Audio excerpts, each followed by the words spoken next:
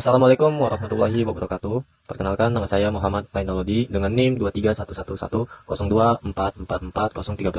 Nah, di sini kita bakal presentasi dengan judul Geologi Regional Sumatera.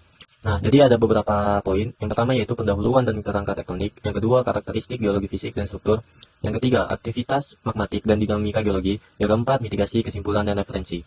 Nah, mungkin kita mulai dari poin pertama, yaitu pendahuluan dan kerangka tektonik. Peta lokasi dan geografis Sumatera. Koordinat astronomis terletak di antara 6 derajat LU kurang 6 derajat LS dan 95 derajat BT kurang 109 derajat BT yang membentang dari barat laut hingga ke tenggara. Batas wilayah, perbatasan langsung dengan Samudra Hindia di sisi barat dan Selat Malaka di sisi timur. Karakteristik geomorfologi, didominasi oleh barisan pegunungan bukit barisan yang membentang di sepanjang barat pulau. Tatanan tektonik regional, konvergensi lempeng. Interaksi subduksi miring antara lempeng Indo-Australia dan lempeng Eurasia di sepanjang Kali Sunda. Yang kedua, sistem sesar Sumatera. Kehadiran struktur sesar mendata dekstral yang memanjang dari Lampung hingga ke Aceh akibat tekanan tektonik oblik. Yang ketiga, pembentukan busur magmatik. Aktivitas vulkanisme aktif yang membentuk barisan pegunungan bukit barisan sebagai hasil dari proses subduksi.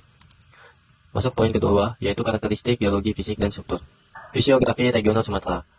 1. Zonasi morfologi. Pulau Sumatera terbagi menjadi beberapa zona memanjang yang sejajar dengan palung, mencakup palung samudra di sisi barat, busur luar non-vulkanik, kepulauan Mentawai, cekungan muka busur hingga pegunungan bukit barisan sebagai tulang punggung pulau. Yang kedua, bukit barisan merupakan rangkaian pegunungan vulkanik aktif yang terbentuk akibat subduksi lempeng, memisahkan wilayah pesisir barat yang sempit dengan dataran rendah luas di sisi timur yang didominasi oleh rawa dan sedimentasi sungai besar. Yang ketiga, dataran rendah timur. Wilayah ini merupakan bagian dari paparan Sunda yang relatif stabil secara tektonik, berfungsi sebagai area pengendapan sedimentasi yang sangat tebal dan kaya akan sumber daya energi seperti minyak dan gas bumi. Struktur geologi dan sesar Sumatera. Jadi, di sini Sumatera terkenal dengan sesar yang namanya itu sesar Semongko, yang merupakan patahan dekstral aktif utama yang membentang sepanjang 1.900 km dari Teluk Semongko hingga Aceh. Nah, terus yang kedua ini ada cekungan busur belakang. Apa sih busur belakang itu? Yaitu terdiri dari cekungan Sumatera Utara, Tengah, dan Selatan yang kaya akan sumber daya hidrokarbon. Yang ketiga itu adalah jalur magmatik, sabuk vulkanik aktif yang terbentuk akibat subduksi lempeng Indo-Australia di bawah lempeng Eurasia. Dari ketiga struktur ini ialah mereka ini saling berkaitan dari sesar Semongko, cekungan busur belakang hingga jalur magmatik. Nah, yang ketiga, aktivitas magmatik dan dinamika geologi. Vulkanisme dan magmatisme, jalur busur magmatik.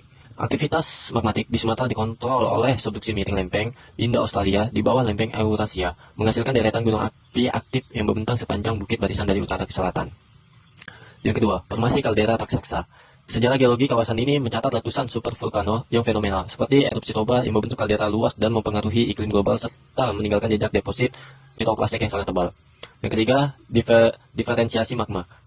Proses evolusi magma di bawah kerak Sumatera menghasilkan variasi komposisi lava dan material ejekta yang secara spasial mencerminkan kedalaman zona subduksi dan interaksi antara magma dan dengan batuan samping. Potensi sumber daya yang ada di Sumatera yaitu yang pertama deposit mineral logam. Keberadaan busur magmatik mendukung pembentukan endapan emas epithermal dan porfiri sebagai di sepanjang bukit barisan. Nah, yang kedua ini sumber energi panas bumi. Aktivitas vulkanik yang intensif menyediakan potensi geotermal yang melimpah sebagai sumber energi terbarukan di berbagai titik jalur sesar. Yang ketiga, ada cadangan hidrokarbon. Cekungan sedimen di wilayah belakang busur mengandung cadangan minyak dan gas bumi yang signifikan akibat proses tektonik yang kompleks. Yang keempat, ada potensi energi panas bumi. Manifestasi panas bumi. Keberadaan mata air panas dan fumarol yang melimpah di sepanjang jalur sesar besar Sumatera. Sumber panas magmatik. Aktivitas vulkanisme aktif dari busur magmatik yang menyediakan cadangan panas bumi kapasitas tinggi. Eksplorasi energi terbarukan. Pengembangan lapangan panas bumi di wilayah seperti Sarula dan Muara Laboh untuk ketahanan energi nasional. Nah, di sini ada mitigasi, kesimpulan, dan referensi. Bahaya geologi, aktivitas tektonik. Keberadaan sesar Semongko yang membelah pulau serta zona subduksi di lepas pantai barat menciptakan risiko gempa bumi darat dan laut yang sangat tinggi bagi pemukiman. Yang kedua, ancaman tsunami. Wilayah pesisir, barat Sumatera dan pulau-pulau luar memiliki kerawanan tingkat terhadap tsunami yang dipicu oleh gempa megatrus yang memerlukan sistem peringatan dini yang efektif.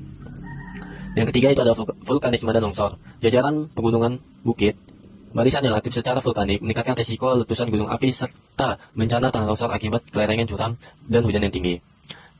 Dan kesimpulan, tatanan tektonik kompleks Sumatera memiliki karakteristik geologi yang unik akibat subduksi miring antara lempeng Indo-Australia dan lempeng Eurasia.